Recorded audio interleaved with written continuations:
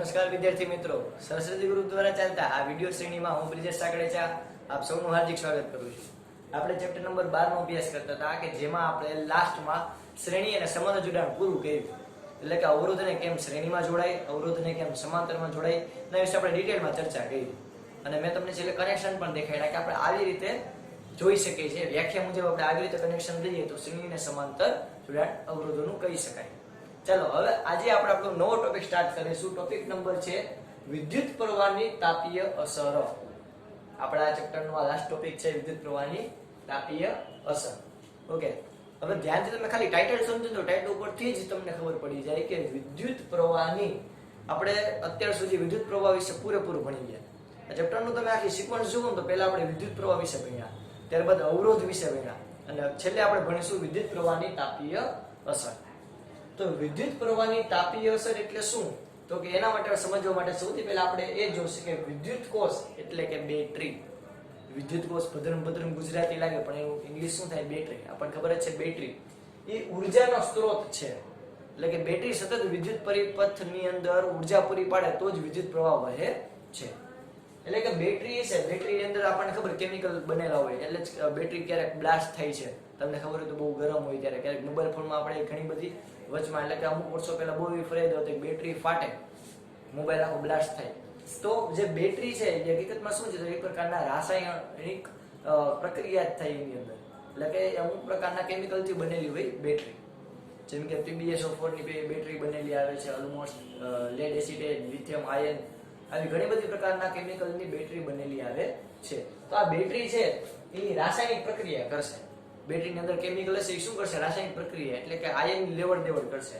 ધન આયન કોઈ ધન આયન બનાવશે, કોઈ ઋણ આયન બનાવશે, કોઈ ઇલેક્ટ્રોન મુક્ત કરશે.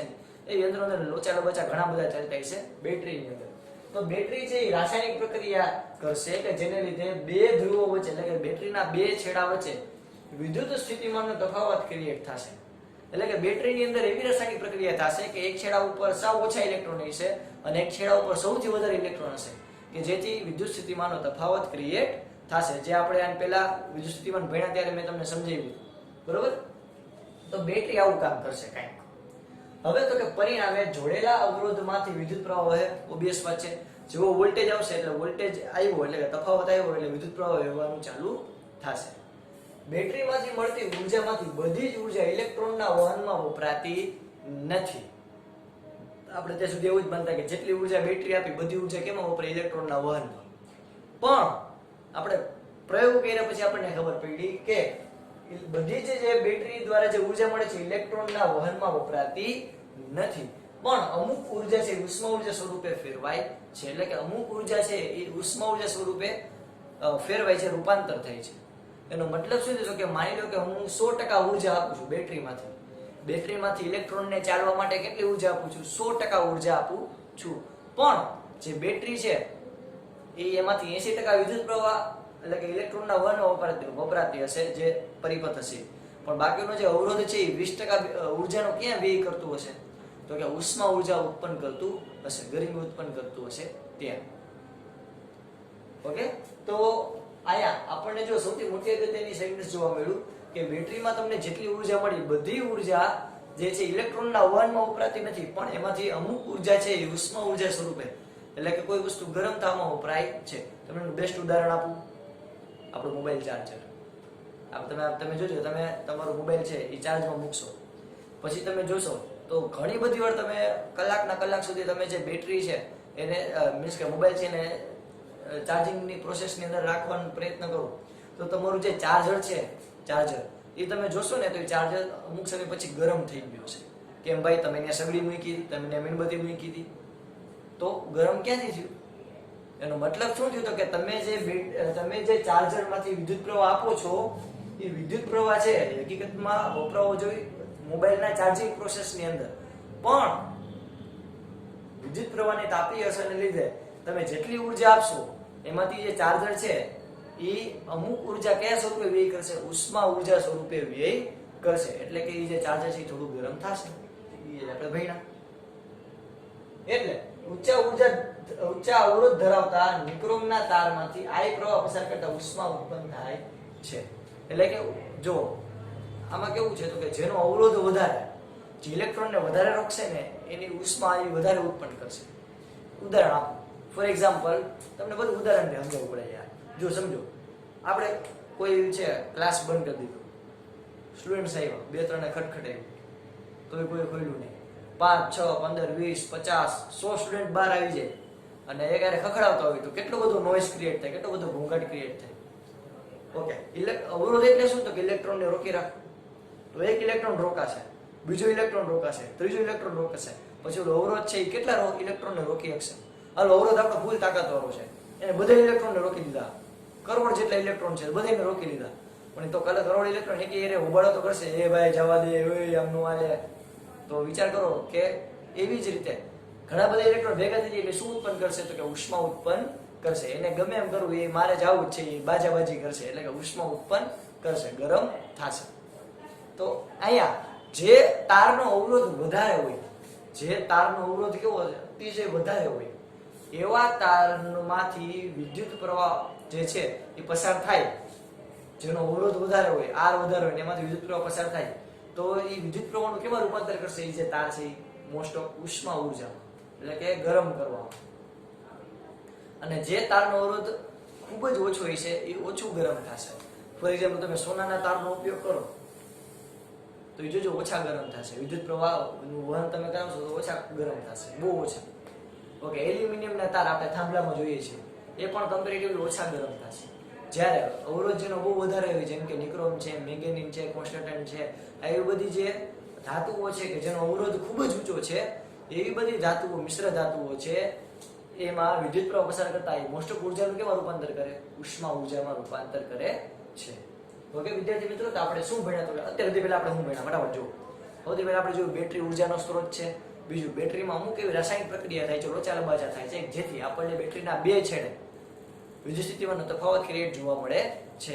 હવે વોલ્ટેજ એટલે કે વિદ્યુત સ્થિતિમાનનો તફાવત ક્રિએટ થયો એટલે વિદ્યુત પ્રવાહ વહેવાનું ચાલુ થશે.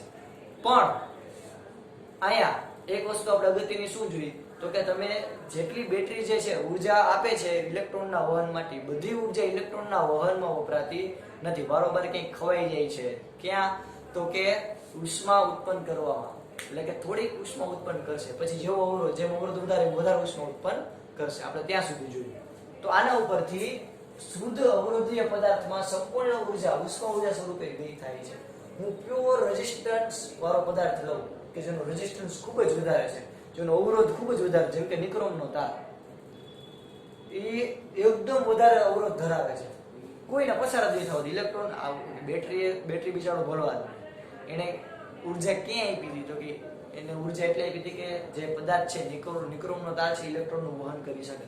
પણ નિક્રોમ જો ઠેડાઈ ગયેલો, આડો ચાલે છે, એનો અવરોધ ખૂબ જ વધારે છે, એટલે એ શું કરશે? તો કે ઇલેક્ટ્રોનને કઈને પસાર થવા દેશે નહીં. તો એ શું ઉત્પન્ન કરશે? ઉષ્મા ઉત્પન્ન કરશે.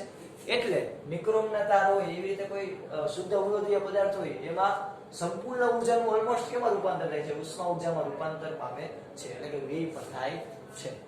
એનું ઉદાહરણ આપણે જોઈએ તો કે ટોસ્ટર, તમને ખબર છે વિદ્યુત ટોસ્ટર, વિદ્યુત ઇસ્ત્રી. તમારા આગળ બધા શબ્દ વિદ્યુત લગાડવાનો છે, મેં ચાઈ કરી નથી લગાડ્યો, પણ મારે તમને આ કેવું હતું એટલે શું? તો કે ટોસ્ટર, વિદ્યુત ઇસ્ત્રી અને વિદ્યુત હીટર. ઓકે, તમે હીટર તો ઘણા બધા પ્રકારના આવે, સોલાર હીટર આવે, પણ તમારે સ્પેશિયલ લખવું પડે વિદ્યુત હીટર. ઓકે, તો આ બધા તમે જુઓ તો એ બધા વસ્તુને ગરમ કરવાનું કામ કરશે, જેમ કે ઇસ્ત્રી. અમુક માણસો એવા હોય, અમુક સામેવાળા માણસને ગરમ કરવા વાળા, આપણે એના આમાં લઈ શકીએ, લઈ શકો, પણ આપણે પાછું વિદ્યુત પ્રવાહ પસાર કરવાનો નહીતર માણસ હતો નતો થઈ જાય છે. તો અહીંયા ઉપયોગની અંદર આપણે જોયું ટોસ્ટર, ઇસ્ત્રી અને હીટર. ઇસ્ત્રી આપણને ખબર છે કે એની જે સપાટી એકદમ ગરમ થશે. તો શું કામ ગરમ થાય? કે તમને ખબર છે એની અંદર કોઈલ આવેલી, આપણે કહેતા હોય કોઈલ, જલેબીના ગુચડા જેવી કોઈલ. તો એ જે કોઈલ છે એ કેની બનેલી છે? તો કે શુદ્ધ અવરોધીય પદાર્થની બનેલી હશે, કે જેનો અવરોધ ખૂબ જ ઊંચો હોય. એમાં વિદ્યુત પ્રવાહ પસાર કરશે તો ઓલમોસ્ટ એ વિદ્યુત પ્રવાહનું કેમાં રૂપાંતર કરશે? ઉષ્મા ઉર્જામાં, કે જેથી વધારે મેક્સિમમ ગરમ થાય. હજી આ સિવાય અત્યારના બહુ ઓલમોસ્ટ બધે ઉપયોગ થવા માંડે એવી કોઈ વસ્તુ આના સિવાય તો કે ઇલેક્ટ્રિક સગડી. ઇલેક્ટ્રિક સગડી છે એમાં આપણને ખબર કે નીચે કોઈલ આવેલી હોય, જેની ઉપર તમે કોઈ પણ પાત્ર રાખો ફટાફટ ગરમ થઈ જાય. તો વિદ્યુત ઉર્જાનું કેમાં રૂપાંતર કરે છે? ઉષ્મા ઉર્જામાં. એ આપણો ઉપયોગ જ થયો. તો આ વિદ્યુત પ્રવાહની તાપીય અસર છે એ આપણી પાસે બે ઓપોર્ચ્યુનિટી છે, એ ફાયદાકારક પણ છે અને એના અમુક ગેરફાયદા પણ છે. જેમ કે આપણે ચાર્જરને ગરમ થવા નથી દેવું છતાં પણ એ ગરમ થાય, તો એ શું થયું? એના ગેરફાયદા. બેટરીને ગરમ થવા નથી દેવી છતાં પણ એ ગરમ થાય છે, તો એના ગેરફાયદા. પણ સામે ફાયદા પણ છે. તો આના ઉપરથી આપણે પહેલા તો આનું સૂત્ર તારવવાનું ટ્રાય કરીએ. કોઈ પણ સર્કિટમાંથી જે કોઈ પણ પદાર્થ હશે એ કેટલી ઉષ્મા ઉર્જા ઉત્પન્ન કરતો હશે, કેટલી ઉર્જાનો વ્યય કરતો હશે, આપણી પર ગણતરી કરવી પડે, તો જ આપણે કોઈ સર્કિટને સારી રીતે ડિઝાઇન કરી શકીએ. નહીંતર તો થાય કેવું કે આપણા જે કોઈ પણ મોબાઈલ અત્યારે આવે છે કે જે એલ્યુમિનિયમની બોડીના બનેલા હોય છે કે એવા, તો અથવા તો મેટેલિક બોડીના હોય છે, તો તમે વિચાર કરો કે તમે એમાં કોઈ પણ સર્કિટ બનાવો તો એ ઉષ્મા ઉત્પન્ન કરશે તો એકદમ વધારે ગરમ થશે, તો તમે એ બોડીને ઝાલી જ નહીં શકો. એટલા માટે આપણે એવી રીતે સર્કિટ ડિઝાઇન કરવી પડે કે એમાં ઉષ્મા ઉર્જાનો ઓછામાં ઓછો વ્યય થાય, એટલે કે આપણી ઉર્જાનો ઓછામાં ઓછો વ્યય થાય ઉષ્મા ઉર્જા સ્વરૂપ. તો એના માટે આપણે સૌથી પહેલા આકૃતિ મસ્તીને ધ્યાનમાં લઈએ. કઈ? તો કે અહીંયા આપણી પાસે એક અવરોધ છે,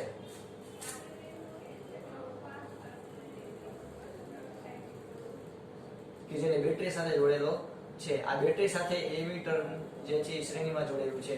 પ્લસ માઇનસ વિદ્યુત પ્રવાહ આમ વહેશે, પ્લસ થી માઇનસ તરફ વિદ્યુત પ્રવાહ વહેશે. આ આર અવરોધ છે, આર પ્રકારનો અવરોધ છે, તમે જોઈ શકો. આ આર અવરોધની એક્રોસ હું વોલ્ટમીટર લગાડું છું. વોલ્ટમીટર હંમેશા કેમ હશે વિદ્યાર્થી મિત્રો? અરે યાર, નોટી વચ્ચે આ વી વિદ્યુત સ્થિતિમાનનો તફાવત કેના ઉપર છે? તો કે હંમેશા અવરોધને સમાંતર જોડવામાં આવે છે. હંમેશા વોલ્ટમીટર હંમેશા સમાંતરમાં જોડવામાં આવે અને એમીટર હંમેશા શ્રેણીમાં જોડવામાં આવે છે. આટલું આપણને ખબર જ છે. હોશિયાર તો છે, વેરી હોશિયાર. ચાલો હવે આપણે આગળ વધીએ આના ઉપરથી. હવે તમારે આકૃતિનું ગણા તો મસ્ત મજાનું વર્ણન કરી નાખવાનું ચટાકા જેવું. શું? તો કે અહીં બેટરી જોડેલી છે અને આ બેટરીને આર અવરોધ સાથે જોડેલી છે. આ અવરોધ છે એ શુદ્ધ અવરોધીય પદાર્થ છે કે જેના સમાંતર વોલ્ટમીટર જોડેલું છે અને બેટરીના સાથે શ્રેણીની અંદર એમીટર જોડેલું છે. એમીટર છે એ શું માપવાનું કામ કરશે વિદ્યાર્થી મિત્રો? તમારું વજન? ના, વિદ્યુત પ્રવાહનું મૂલ્ય માપવાનું કાર્ય કરશે. જ્યારે વોલ્ટમીટર છે એ શું કાર્ય કરશે? Very good. વિદ્યુત સ્થિતિમાનનો તફાવત કોઈ પણ એને તમે બે છેડા વચ્ચે લગાડો તો બે છેડા વચ્ચે વિદ્યુત સ્થિતિમાનનો તફાવત કેટલો છે એ શોધવાનું કાર્ય કોણ કરશે? વોલ્ટમીટર. ત્યારબાદ આપણે જોઈએ કે અહીંયા બેટરીમાંથી ક્યુ વિદ્યુતભાર, બેટરી જે શું કાર્ય કરશે?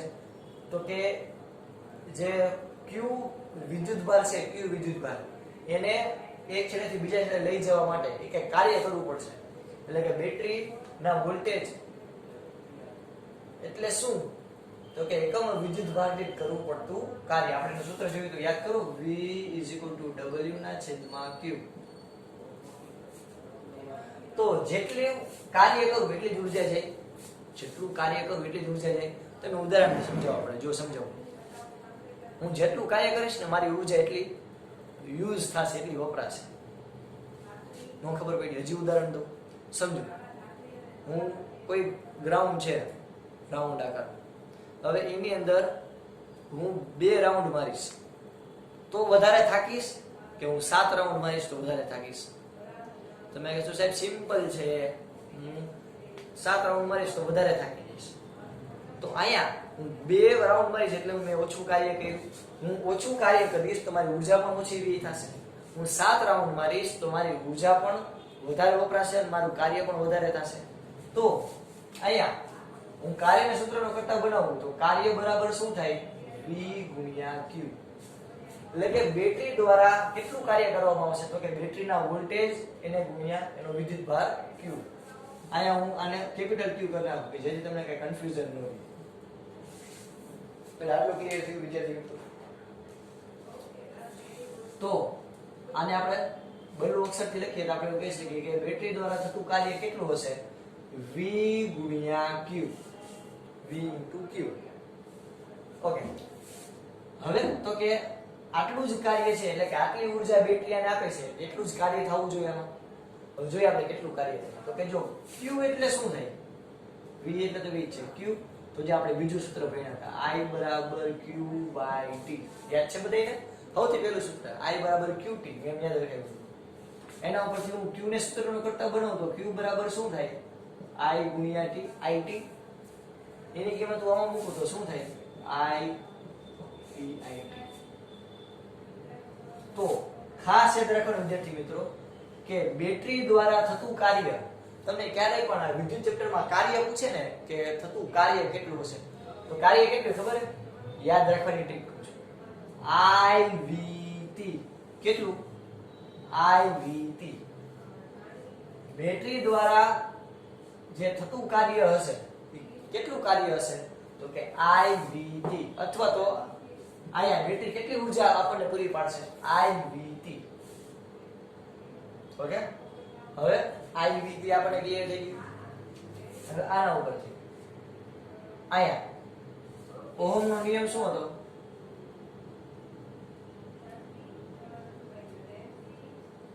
ઓહમનો નિયમ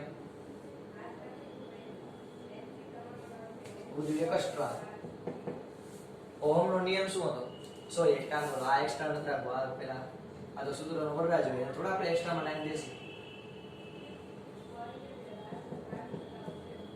તો એ બધું લખવાનું તો છે જો તમારે ઓહમનો નિયમ શું હતો V અહીંયા આ V ની કિંમત એટલે કે હું સમીકરણ નંબર 3 કહું આને કહું સમીકરણ નંબર 2 તો સમીકરણ અને આને કહું સમીકરણ નંબર 1 તો સમીકરણ નંબર 1 માં 3 ની કિંમત મૂકતા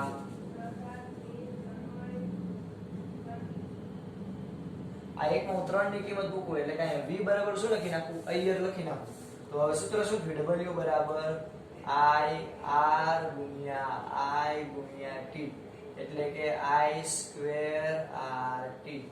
તો W નું બીજું સૂત્ર શું થાય એટલે કે કરેલા કાર્યનું બીજું સૂત્ર શું થાય I સ્ક્વેર RT એટલે કે ઊર્જા જે છે એનું સૂત્ર શું થાય I સ્ક્વેર RT.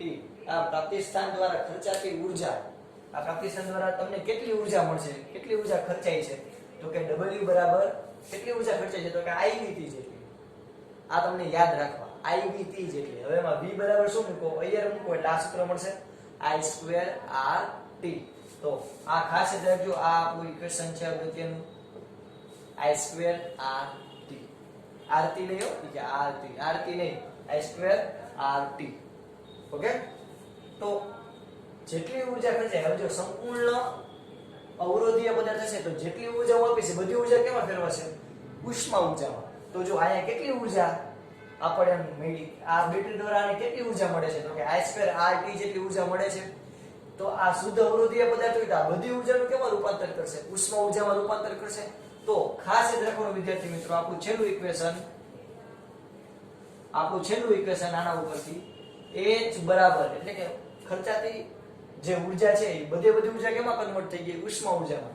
તો શુદ્ધ અવરોધીય પદાર્થ હોય એટલે કે જે નિક્રોમનો તાર હોય એવા મેંગેનીઝ છે કોન્સ્ટન્ટ છે એવા બધા જે તાર હશે એ તારને તમે વિદ્યુત પ્રવાહ આપો તો એ આપણી જે ઊર્જા છે તમે વિદ્યુત પ્રવાહ આપો એટલે કે તમે જે ઊર્જા આપી એનું કેમાં રૂપાંતર કરશે ઉષ્મા ઊર્જામાં રૂપાંતર કરશે.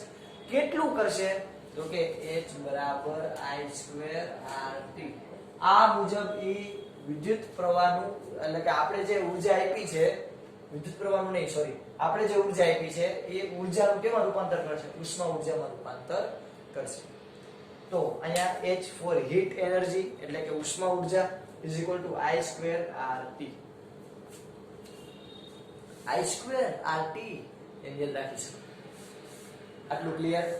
જે વાર આપણે શું કર્યું તો કે સૌથી પહેલા આપણે જોયું વિદ્યુત પ્રવાહની તાપીય અસર. વિદ્યુત પ્રવાહની તાપીય અસર એટલે શું તો કે વિદ્યુત કોષ છે એ એક પ્રકારનો ઊર્જાનો સ્ત્રોત છે કે જેમાં રાસાયણિક પ્રક્રિયા થાય અમુક ઘણા બધા એવા લોચાલા બચા થાય જેથી બે વિદ્યુત સ્થિતિમાનનો તફાવત ક્રિએટ થાય જેને પરિણામે અવરોધમાંથી વિદ્યુત પ્રવાહ વહેશે.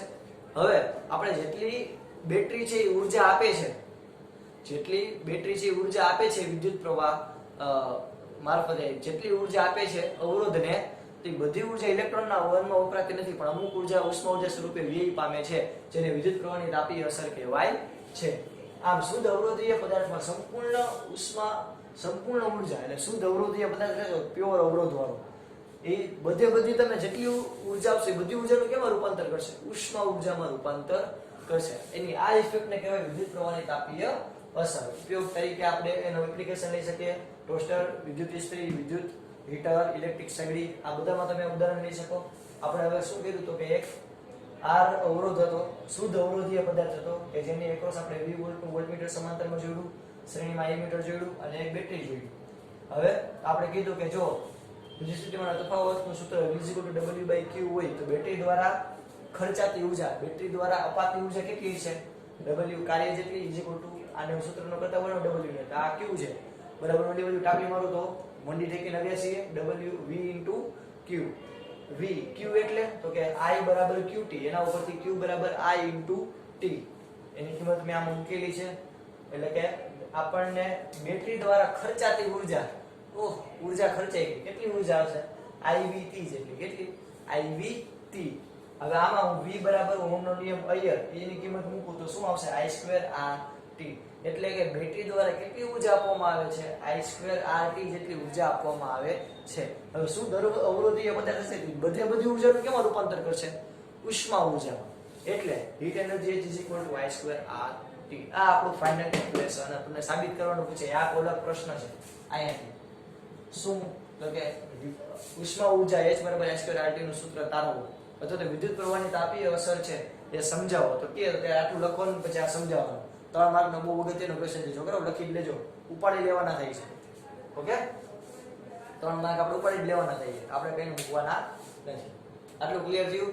હવે અહીંયા તમે ધ્યાનથી જોશો ને તો આ જે ઉષ્મા ઊર્જા H છે એ જો કેના સમપ્રમાણમાં છે? આપણે સમપ્રમાણ અને વ્યસ્ત પ્રમાણ ભણ્યા તો કેના સમપ્રમાણમાં છે? I2 ના સમપ્રમાણમાં છે. તો હું હવે શું આના પછી તમે શું લખી શકો તો કે અહીંયા જે ઊર્જા આપવામાં આવે છે બધી ઊર્જા H.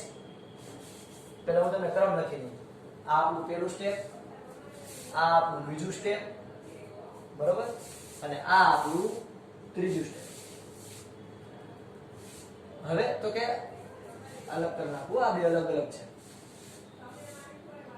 હવે H જે છે એ I2 ના સમપ્રમાણમાં છે. H જે છે I2 ના સમપ્રમાણમાં છે, R ના પણ સમપ્રમાણમાં છે અને સમયના પણ સમપ્રમાણમાં છે. એનો મતલબ શું છે તો કે જે ઉષ્મા ઊર્જાનું રૂપાંતર થાય છે, ઉષ્મા ઊર્જા તો તરીકે વેગ પામે છે, એ ઊર્જા કેના ઉપર આધાર રાખશે? એક તો પ્રવાહ ઉપર. તમે જેમ અવરોધીય પદાર્થ છે એને વધારે વિદ્યુત પ્રવાહ આપશો એની વધારેમાં વધારે એનું કેમાં રૂપાંતર કરશે? ઉષ્મા ઊર્જા. જેમ શુદ્ધ અવરોધીય પદાર્થ છે એટલે તમે જેમ બને એમ તમે એને વિદ્યુત આપો, ઇલેક્ટ્રિક કરંટ આપો, એનું કેમાં રૂપાંતર કરશે? જેમ બને ઉષ્મા ઊર્જામાં. અને કેટલું ટકે? ડબલ ગણું. તમે 2 એમ્પિયર વિદ્યુત પ્રવાહ આપો તેનું કેમાં રૂપાંતર કરશે? 4 એમ્પિયર જેટલી ઊર્જાનું. એટલે કે તમે વિદ્યુત પ્રવાહ આપો તો જેટલું તમે વિદ્યુત પ્રવાહ આપો ને કરતા ડબલ તો એ ઉષ્મા ઊર્જા વ્યય કરી નાખે. એટલે અવરોધ બહુ ખતરનાક કહેવાય, શુદ્ધ અવરોધ પદાર્થ. પછી R એટલે કે અવરોધના સમપ્રમાણમાં. એટલે કે તમે જેમ વધારે અવરોધ ધરાવતી ધાતુ વાપરો એવી વધારે ઉષ્મા ઊર્જા ઉત્પન્ન કરશે. જેમ ઓછા અવરોધ વાળી ધાતુ વાપરો ઓછી ઉષ્મા ઊર્જા ઉત્પન્ન કરશે. ઓકે, અને એ જ ચાલે છે T એટલે કે સમયના સમપ્રમાણમાં. એટલે કે તમે કેટલી વાર તમે વિદ્યુત પ્રવાહ પસાર કરો છો, બહુ લાંબા સમય સુધી તમે વિદ્યુત પ્રવાહ પસાર કરો તો પણ ધીરે ધીરે ઉષ્મા ઊર્જા કેવી થતી જાય? વધતી જાય. એનું ઉદાહરણ આપું જો, ઘણા બધા. જેમ કે પંખો છે, આપણે થોડીક વાર ચાલુ રાખીએ ને 5 મિનિટ તો તમે જો એ એટલો ગરમ ન હોય, પણ તમે માની લો કે 5 કલાક કે 10 કલાક લગી સતત તમે કોઈ પંખો ચાલુ રાખો તો તમે આ સેન્ટરના ભાગમાં પંખો બંધ કરીને ઘણી ચાલુ આંગળી આમ કૃષ્ણ ભગવાન આપણે થવાની જરૂર નથી. તો જે પંખો ફરતો હશે 10 કલાક સુધી તમે સતત ચાલુ રાખીને પછી સ્વિચ બંધ કરીને તમે પંખાને જે વચલો ભાગ છે તેને તમે ખાલી હાથ અડાડજો, એકદમ ગરમ હશે. શું કામ? કારણ કે તમે બહુ લાંબા સમય સુધી પંખો ચાલુ રાખો કે જેથી એમાં જે આવતી વિદ્યુત ઊર્જાનું અમુક અંશે કેમાં રૂપાંતર થયું? ઉષ્મા ઊર્જામાં વધારે પડતું રૂપાંતર થયું. આના પરથી આપણે શું કહી શકીએ તો કે એ ચાલે છે I2 એટલે કે ઉત્પન્ન થતી ઉષ્મા ઊર્જા એ વિદ્યુત પ્રવાહના વર્ગના સમપ્રમાણમાં, તેના અવરોધના સમપ્રમાણમાં અને સમયના સમપ્રમાણમાં જોવા મળે છે. ઓકે વિદ્યાર્થી મિત્રો, આ સિવાય આપણે જોઈએ તો કેમ તમને તાપીય જે કોઈ પણ વસ્તુ ચળકતી દેખાય, એટલે કે કોઈ વસ્તુ ગરમ થાય તો ચળકતી દેખાય?